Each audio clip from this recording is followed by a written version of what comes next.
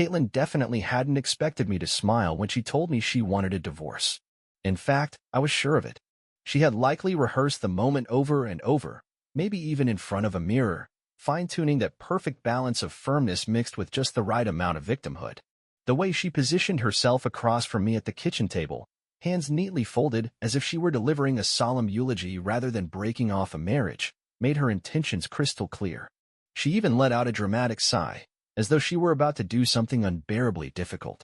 But when the words finally left her lips, "I think we should get a divorce," her preparation failed her. Because I smiled. And not just any smile. It was slow, deliberate, almost relieved, like someone finally exhaling after holding their breath for too long. I saw the flicker in Caitlin's expression the moment her confidence wavered. She had anticipated anger, denial, maybe even heartbreak. What she hadn't expected was indifference. "Okay," I responded, leaning back in my chair. Her eyes narrowed. "That's it." I nodded, feeling lighter than I had in years. "That's it." She blinked, clearly thrown off. "You don't want to talk about it? Do we need to?" That was when I saw it, a brief, almost imperceptible shift in her expression. Was it hesitation? Regret? Not quite. But it was something close. For months, Caitlin had been distant, always preoccupied, staying late at work, going out with so-called friends I had never met. She thought I hadn't noticed, but I had seen every sign. The sudden extra effort she put into her appearance before leaving the house, yet never for me. The way she smiled at her phone but barely acknowledged my presence. I didn't need a discussion. I already knew what this was. Caitlin had someone else. And she thought she was upgrading. She had expected resistance because that's how these things typically played out. The husband begs, pleads, promises to change. The wife sighs, shakes her head, and pretends to be sad while secretly relishing the power of watching him unravel. But I wasn't about to give her that satisfaction. Instead, I stood up, stretched my arms, and let out a relaxed sigh. "Honestly, this is great news, Caitlin. I was wondering how long we were going to keep pretending." Her lips parted slightly, but she said nothing. For the first time in a long time, she was at a loss for words. I gave her a reassuring pat on the shoulder and walked toward the fridge, grabbing a beer. "So, do you want to split everything now, or should we wait until the weekend?" I asked casually. She didn't respond right away. Maybe because this wasn't how it was supposed to go. But this was only the beginning. She thought she was leaving me behind. She had no idea she was about to lose everything. Caitlin just sat there, her carefully crafted plan unraveling before her eyes. I could almost hear the gears turning in her head, scrambling to figure out why I wasn't reacting the way she had expected. She had played this like a well-planned chess move, thinking she had trapped me in checkmate. What she didn't realize was that I had already left the game long before she made her move. I took a slow sip of my beer and leaned against the kitchen counter, watching her. "So?" I prompted, raising an eyebrow. She hesitated before finally recovering. "I think it would be best if I handled the paperwork first," she said, trying to regain her confidence. "There's no need to rush through this." Translation: she had more arrangements to make before fully cutting ties. Probably with her mystery man. "Sure," I said, nodding. "Take your time." For a moment, uncertainty flashed in her eyes. She had expected a fight, a desperate plea, maybe even accusations. Instead, all she got was calm acceptance. And it was already throwing her off balance. But this was only the start. That night, while Caitlin thought she had everything under control, I started making my own moves. If she believed she was steering this situation, she was about to get the shock of her life. First, I made a few calls. My lawyer, an old friend who owed me a favor, was more than willing to help. I sent over everything: bank statements, property deeds, even some details Caitlin had no idea I was aware of. Then, I checked our joint accounts. As I suspected, there had been some unusual withdrawals recently, small amounts disappearing here and there with no clear explanation. Caitlin had been planning this for months. What she didn't know was that so had I. In the days that followed, I moved quickly. While Caitlin spent her time away from home, I made sure everything that truly mattered was secured under my name. She had assumed she had all the control, but she had drastically underestimated me. Then, I started planting subtle hints. The first one came over breakfast. "So, do you have a new place lined up?" I asked casually, pouring myself a cup of coffee. Caitlin, still draped in her silk robe, lifted her gaze from her phone, her expression unreadable. "Excuse me," she asked, as if she hadn't heard me correctly. I took a slow sip from my cup before responding. I assume you wouldn't be asking for a divorce unless you had a plan in place. You wouldn't just leave without knowing where you'd go next, right? She hesitated for a moment, as though weighing her words. I was thinking of staying here until everything is finalized, she finally admitted. Ah, there it was. She expected to remain in the house I paid for, while I packed up and moved out like an unwanted guest. A smirk crossed my face. That's not going to work for me, I said evenly. Her eyes narrowed. What? I shrugged. I mean, you're the one who asked for the divorce. It's only fair that you figure out your next steps on your own. I wouldn't want to get in your way. Her fingers tightened around her coffee mug. That's not how this works, Jeremy. I tilted my head slightly. Actually, it is. And that's when I saw it, that first, undeniable crack in her confidence.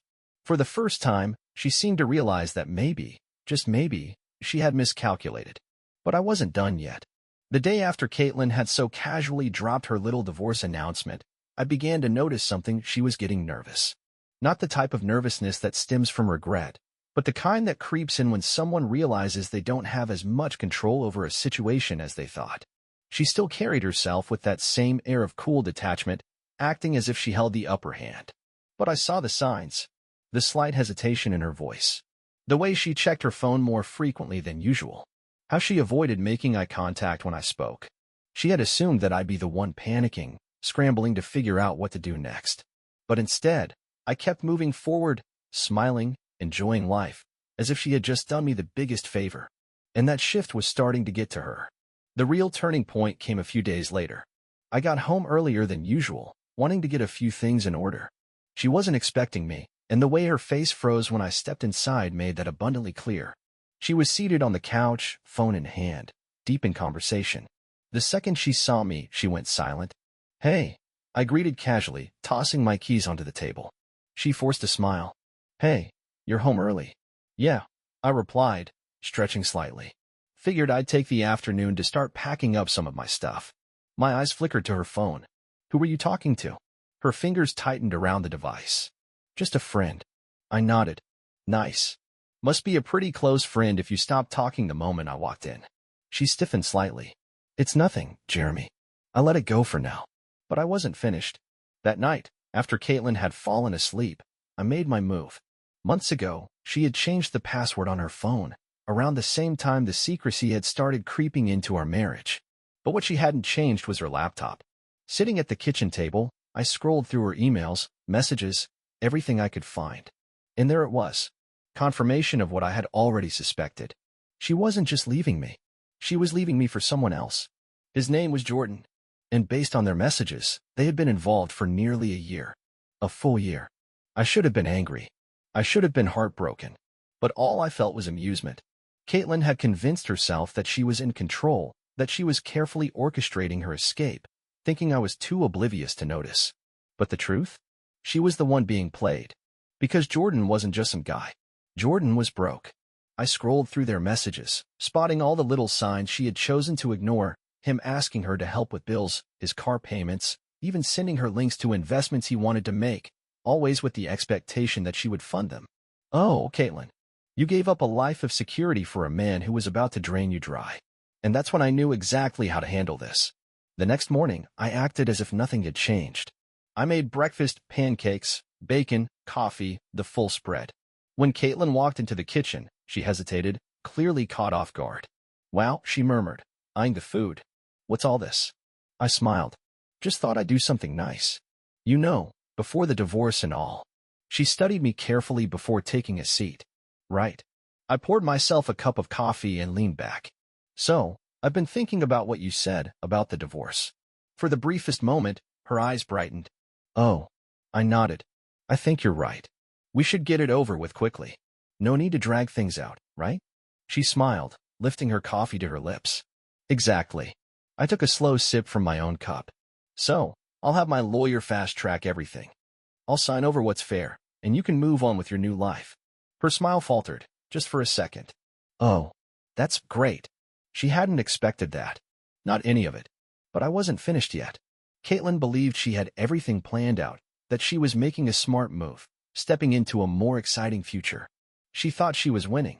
She had no idea what was coming next. She had unknowingly walked straight into a trap, one she had set for herself. Over the next several days, I played the role of the ideal soon-to-be ex-husband. I was composed, cooperative, and even appeared supportive.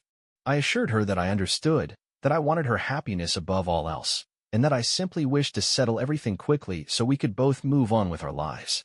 She believed every word. The first true test arrived when she sat me down to discuss the division of assets. She hesitated for a moment before speaking. "I've been thinking," she said cautiously, "it might be best if I stay in the house, at least for a little while." I met her gaze with an easy smile. "Of course. I completely understand." She exhaled, visibly relieved. "Good. I mean, it just makes the most sense." I nodded, maintaining my relaxed demeanor. "Yeah, absolutely. That does make perfect sense."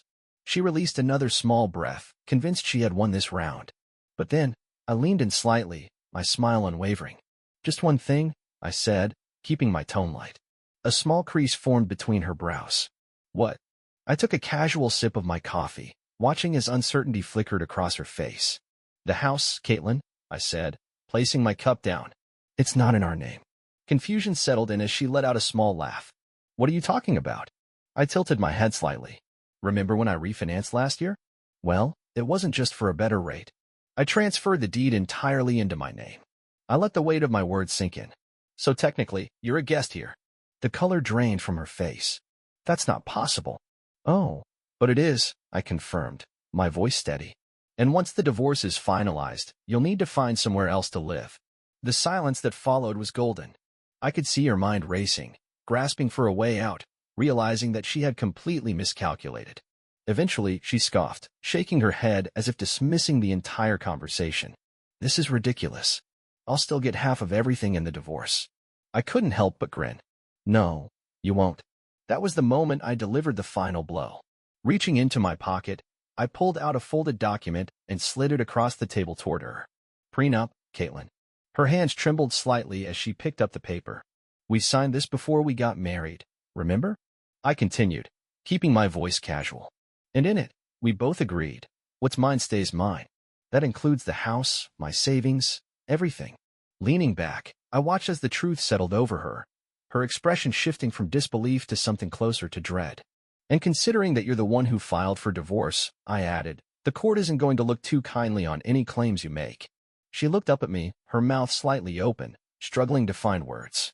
"You really thought you were going to walk away with half?" I asked, shaking my head. "Did you really think I was that naive?" Her expression cycled through a whirlwind of emotions, shock, disbelief, and then, finally, a flicker of fear. I stood up, stretching my arms. "The ironic part? If you had just been honest with me, if you had come to me and told me you weren't happy, I probably would have given you something." I exhaled. "But instead, you played games." I gave a small shrug. "And now? Now you get nothing." She abruptly pushed back her chair, standing up. "You can't just throw me out like this." I arched an eyebrow. "And why not?" I need time," she stammered, her voice unsteady. "I need to figure things out." I offered her a small, knowing smile. "Maybe you should have thought about that before getting involved with someone who can't even afford his own place." Her jaw tightened, and in that moment, I saw it, the realization that she had traded everything for someone who had nothing to offer in return. I turned and walked toward the door. "You have 1 month, Caitlin," I said over my shoulder. "After that, you're on your own." I didn't wait for her response. For the first time in years, I was the one walking away. The shift in Caitlin was immediate. For months, maybe even years, she had carried herself like she was the one in control, the one calling the shots.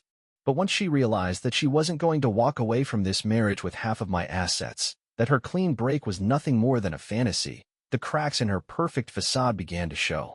The days that followed were, to put it mildly, entertaining. At first, she tried to act as if nothing had changed. She continued moving around the house with her usual air of entitlement, pretending that my revelation had been nothing more than a minor inconvenience. But I saw the truth behind her eyes. She was unraveling.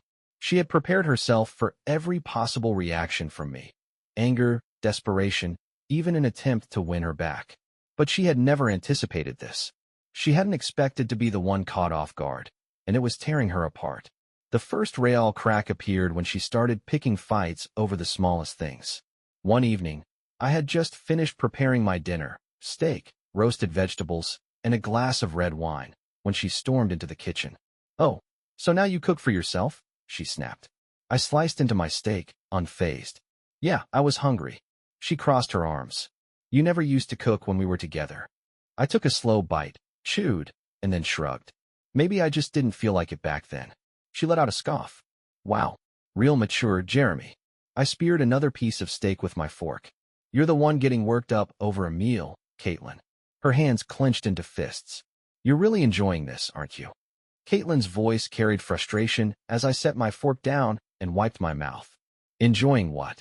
I asked, feigning innocence. She gestured vaguely around the kitchen. This. Watching me struggle. Watching me. I tilted my head slightly. Watching you do what exactly? She hesitated, and at that moment, realization dawned on me.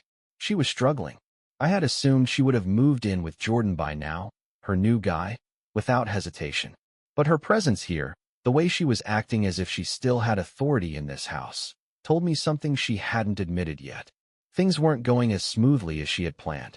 Jordan hadn't let her move in yet, which meant she had nowhere else to go. Leaning back in my chair, I suppressed a smirk. Is something wrong, Caitlin? She shot me a venomous glare before snapping, forget you, and storming out. I simply sat there, sipping my wine, enjoying the moment. The next morning, I decided to escalate things. I had been meaning to redecorate the house for a while, but now, it had become personal. I spent the better part of the morning boxing up Caitlin's belongings, her clothes, her makeup, those ridiculous decorative candles she insisted on putting in every room. By the time she returned that evening, the house already felt different. She froze in the doorway, her gaze locking onto the stacked boxes near the entrance. What is this? She demanded. I offered her a pleasant smile. Just getting a head start. Her mouth opened as if to argue, then closed again, only to open once more. You can't just pack up my stuff. I shrugged. It's not yours anymore. You said you wanted out, remember? She marched forward, grabbing one of the boxes and ripping it open. This is ridiculous. I still live here. Leaning against the wall, I folded my arms. Actually, you don't. Her eyes snapped up to meet mine. Excuse me. I pulled out my phone, scrolled for a moment, then turned the screen toward her. It was a copy of our lease agreement, the one that had my name on it. Not hers. You were never on the paperwork, Caitlin. I stated, my tone casual but firm. You lived here because we were married. But now, legally, you're just a guest. Her face drained of color. For the first time, she had no options. For the first time, she wasn't the one in control. She swallowed hard. You're not serious. Slipping my phone back into my pocket, I nodded. You've got 2 weeks to find a new place. Her hands clenched into fists. You can't just throw me out. I sighed, rubbing the back of my neck. I don't know what to tell you, Caitlin. Maybe Jordan has a couch you can crash on. Her jaw tightened at the mention of his name. And that was all the confirmation I needed. Jordan wasn't working out the way she had expected. She had walked away from a stable life, convinced she was stepping into something better. And now? Now she was realizing she had made the biggest mistake of her life. She was unraveling. I could see it in the way she carried herself, the way her once perfect composure was beginning to crack at the edges. She had always been in control, always manipulating situations to work in her favor. But now, the tables had turned, and she had no idea how to handle it. The following days were almost theatrical. She tried everything: passive aggression, forced apologies, and even a pathetic attempt at seduction, which would have been amusing if it weren't so desperate. But I remained calm, unaffected, indifferent. And that, more than anything, drove her insane. The real unraveling happened over dinner. I wasn't paying much attention at first, too focused on enjoying the steak I had made for myself. But then her phone buzzed, and everything shifted. She stiffened, her grip tightening around her fork. Her entire demeanor changed in an instant. Leaning back in my chair, I observed as she hesitated before picking up her phone. Whatever she saw on the screen drained the color from her face. Something wrong? I asked casually, sipping my wine. She forced a tight smile. No, just something I need to take care of. Abruptly, she stood up and left the table, phone in hand. I waited a few seconds before quietly following. She was pacing in the living room, her phone pressed tightly to her ear. What do you mean? She hissed. You promised. A pause. Then her voice sharpened. No, Jordan, we talked about this. I told you I'd have everything ready. Another pause. Her fingers clenched. No, you don't get to just, Jordan. Jordan, Silence. Then, in a fit of frustration, she let out an exasperated sound and threw her phone onto the couch. I took that as my cue. That didn't sound good. She whirled around, eyes blazing. Were you listening to me? I smirked. Hard not to when you're practically shouting. She exhaled sharply, running a hand through her hair. It's nothing. Really? I tilted my head. Because it sounded like Jordan just bailed on you. Her jaw clenched. I let out a low chuckle, shaking my head. Well, he really left you hanging, huh? Guess that whole new life thing isn't working out quite like you thought. Shut up, Jeremy, she snapped. I merely smiled. Oh, but I really think we should talk about this. Where do you plan to go now? You do have a backup plan, don't you? Caitlin swallowed hard, and that was the moment I knew she didn't. For months, she had carried herself with confidence, acting as if she had everything under control. She had believed she was moving on to something better, trading me in for an upgrade. But now? Now she stood before me, completely lost, entirely alone, with no one to blame but herself. The following day, I decided to push things a little further. I had been patient, giving her time to come to terms with her mistake. But now, it was time to speed up the process. While she was out, likely scrambling to figure out where she would stay, I changed the locks. It was entirely legal. I owned the house, her name wasn't on the lease, and she had already filed for divorce. There was no reason for me to let her stay any longer. That night, when she returned and attempted to unlock the door, only to realize her key no longer worked, I sat on the couch, waiting. The banging started almost immediately. Jeremy, she yelled. Jeremy, open the door. I took my time, finishing my drink before getting up and cracking the door open just enough to see her face. Her cheeks were flushed, her eyes wild with frustration. What did you do? She demanded. I smiled slightly. Oh, I just figured that since you're leaving soon anyway, there was no point in keeping the old locks. Her hands clenched into fists. You can't do this. I leaned casually against the doorframe. I already did. She stared at me, her breath uneven. Then, her expression changed, her anger crumbling into something more fragile. Jeremy, please, she whispered. I have nowhere else to go. I raised an eyebrow. Not my problem, Caitlin. Her eyes darted around as if searching for some kind of escape. Can we talk? Please. I let the silence stretch between us before answering. No. Then, without another word, I closed the door in her face.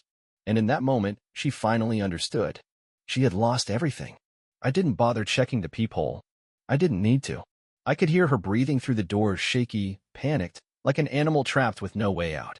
Caitlin had always been good at masking her emotions, keeping them hidden behind that smug little smile of hers. But now? Now, she was unraveling. I waited. 5 seconds. 10. Then knock, knock, knock. This time, it was different. Not the angry pounding from before. This was softer, controlled, almost pleading. Jeremy. Her voice was barely above a whisper. Please, can we just talk? I exhaled, my fingers resting on the doorknob. If this had been a few months ago, maybe even a few weeks ago, I might have caved. I might have let her in, given her a chance to spin her excuses, manipulate me into forgiving her. But not anymore. Not after everything. I turned and walked away. The next morning, I stepped outside to grab my mail, half expecting to find her curled up on the porch. But she was gone. Instead, there was a single crumpled note wedged between the door and the frame. Jeremy, please. I need to talk to you. Just 5 minutes. Please. No apology. No admission of wrongdoing. Just another request, another need. Typical Caitlin. I didn't bother replying. I had already wasted too much of my time, too much of my energy on her. She had made her choices. Now, she had to live with them. Still, I couldn't help but wonder, where had she gone? A few hours later, I got my answer. I was sitting in my car at a red light when I saw her. She was standing outside a cafe, hunched over her phone, looking rough. Her usual polished appearance was gone. Her hair was a mess, her clothes wrinkled. She no longer looked like the composed, confident woman she used to be. And the best part? She wasn't alone. Jordan was there, too. And he looked furious. From my car, I watched as they argued. Caitlin gestured wildly, her expression desperate, while Jordan remained unmoved, his arms crossed, shaking his head. Finally, after what seemed like a final decision, he turned and walked away without looking back. Just like that, Caitlin was officially out of options. I should have driven off. I should have left her standing there in the cold. But curiosity held me in place. I wanted to see what she would do next. For a moment, she stood frozen, her hands clenched into fists. Then, slowly, she began to scan her surroundings, like a lost child in a crowded mall. And then, her eyes landed on me. Neither of us moved at first. Then, hesitantly, she started walking toward my car. I could see everything written on her face, the regret, the desperation, the realization that she had lost everything. I rolled down my window. Something wrong? I asked. She swallowed hard. Jeremy, are you? I held up a hand, stopping her. No. She blinked. What? I already know what you're about to say, I told her. You're about to tell me you're sorry, that you made a mistake, that you were confused, that you didn't know what you were doing. And after that, you're going to ask me for help. Caitlin's eyes flickered, as if she was debating whether to deny it. But here's the thing, I continued. I don't care. She inhaled sharply, stunned. I gave you everything, I said. I gave you everything, stability, a home, a life filled with security. And you discarded it all, thinking you could find something better. Her lips trembled as she tried to respond. I wasn't thinking. I smirked, shaking my head. That much is obvious. She opened her mouth as if to argue, then hesitated and closed it again.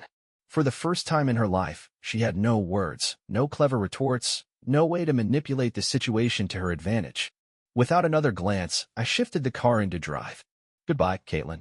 She reached out, as if to say something else, maybe a final plea, a desperate last attempt. But before she could get the words out, I rolled up the window and pulled away. I never looked back. Not once. As I drove, there was no surge of triumph, no overwhelming sense of victory.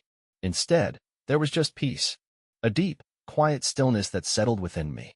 For years, I had been the one who gave endlessly while Caitlin took without hesitation. And now? Now I was free. But I wasn't finished. A week passed. Then another. Caitlin tried reaching out, calls, texts, even an email that I deleted without bothering to read. She had finally come to understand what I had known all along. I wasn't playing this game anymore. The door she had so confidently shut behind her wasn't just closed, it was locked. Then, one evening, an unknown number flashed across my phone screen. I hesitated at first, not planning to answer. But something in me nudged otherwise. I picked up. Hello. Silence. Then, Jeremy. It was her. I sighed, already exhausted. What do you want, Caitlin? There was a pause before she spoke again, her voice quieter than I had ever heard it. I wanted to say I'm sorry. I leaned back in my chair, letting the words settle between us. For what? For everything, she admitted, her voice laced with regret. For taking you for granted. For assuming I could just walk away and everything would fall into place. I said nothing. I lost everything, she whispered. Jordan's gone. My savings are almost gone. I don't even have a real place to stay anymore. I knew I should have felt something sympathy, maybe even a little regret for her situation. But there was nothing left inside me. I had spent too many years caring, too many nights hurting. That part of me didn't exist anymore. She let out a shaky breath. I know I can undo what I did. I know I don't deserve anything from you. But I needed to say this. I needed you to know that I finally understand. I closed my eyes for a brief moment, then exhaled. Okay, I said simply. She waited, maybe expecting more, another chance, some sign of weakness. But there was nothing left to give. She had made her choices, and now she had to live with them. Goodbye, Caitlin, I said, my voice steady. There was no response. Just a quiet, resigned breath before the line went dead. I set the phone down, feeling lighter than I had in years. And with that, I moved on. For good.